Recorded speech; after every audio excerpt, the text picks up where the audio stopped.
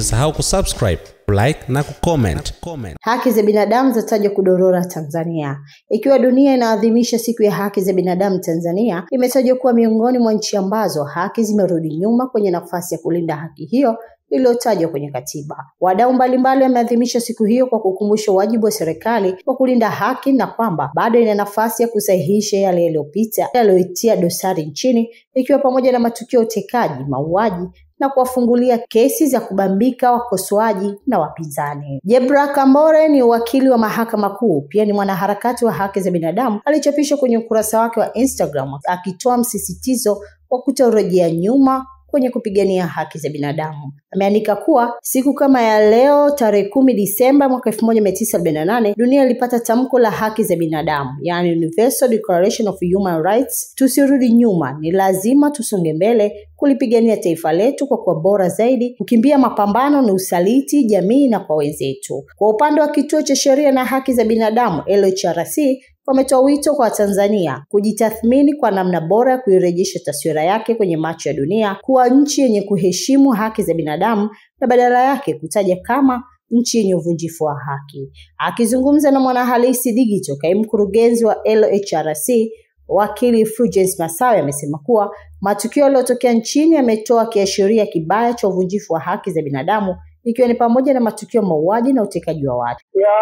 Ni leo tunaadhimisha siku ya haki za binadamu na Tanzania kama sehemu ya jamii ya kimataifa tunaenda na kauli mbiu ya mahitaji muhimu ya kila siku, lakini kwa Tanzania kulingana na mazingira tuliyonayo tumeangalia sana, tuna reflect zaidi kwa mazingira ambayo tulikuwa tunapitia karibuni ambayo ni siasa pamoja na kiutendaji wa serikali kwa ujumla, kwamba kumekuwa na matukio mengi sana yanatokea Tanzania wakati tunaadhimisha mwaka huu wa haki za binadamu. Kwa hiyo lazima tufike sehemu tujiangalie, tulizi na tuangalie yanayotokea, matukio ya watu kukamatwa na kupotea, matukio ya watu kuuliwa kwenye mikono ya majeshi ya polisi na vyombo vingine vya ulinzi kama sawa za misitu na nyingine, matukio ya tarehe 29 kuna mengine kama hayo yanayofanana na hayo, lakini pia kufungiwa kwa mitandao ya kijamii, Twitter,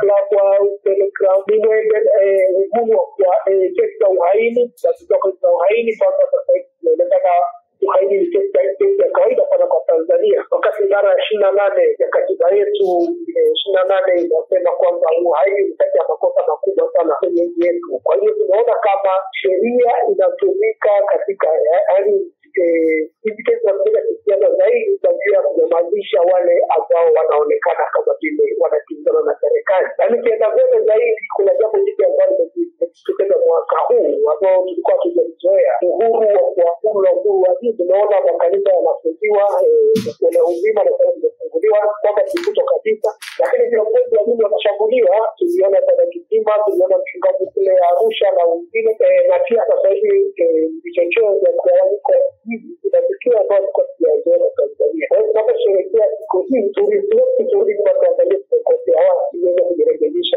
tuendelee na mambo kama haya. Asante. Kama unatoa maxi, unaweza kusema tumerejea nyuma kwa asilimia ngapi? Ukiangalia ukisema kipimo ni kwamba tumerejea nyuma kwa kiasi gani, tunaweza tukasema kwamba hicho kipimo kwa sasa hivi hatuwezi kuwa nacho, kwa sababu wakati Mama Samia anaingia madarakani Tanzania kwa ara zake zilitaisha sana Tanzania kimataifa, kuonyesha kwamba ni kati ya nchi ambazo zinafanya nzuri kwenye ile index ya Chandler Good Government ya 2025, ile kati ya nchi ambazo zinafanya vizuri sana. Lakini kwa sasa hivi hiyo ripoti kutoka Uingereza ikawa imebadilika sana, nchi ambazo zinaangaliwa na nchi za kimataifa na kila mdau wa haki za binadamu anakuambia nchi Tanzania. Hata vile ya kimataifa hivyo vya habari vilikuwa vinaandika habari za Tanzania katika na vinaongea habari za Tanzania. Kwa kuna sehemu ambayo inafikia kiwango vizuri sana na tunahitaji kujirekebisha ili tuweze kusonga mbele kama Tanzania ndio chama. Tarehe 10 Disemba kila mwaka dunia huadhimisha siku ya haki za binadamu katika kutambua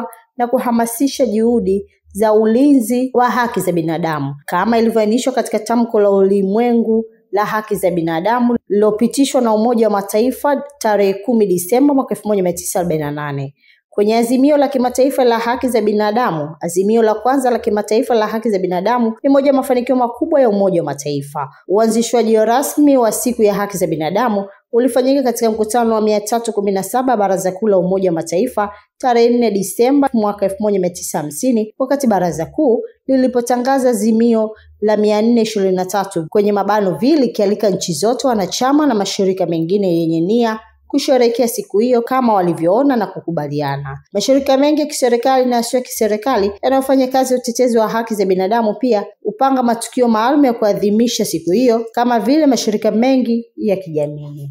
Mimi ni Zakia Nanga kutoka hapa Mwanahalisi TV. Ili kwa wa kwanza kupata habari zetu, tafadhali usisahau kusubscribe, like na kucomment.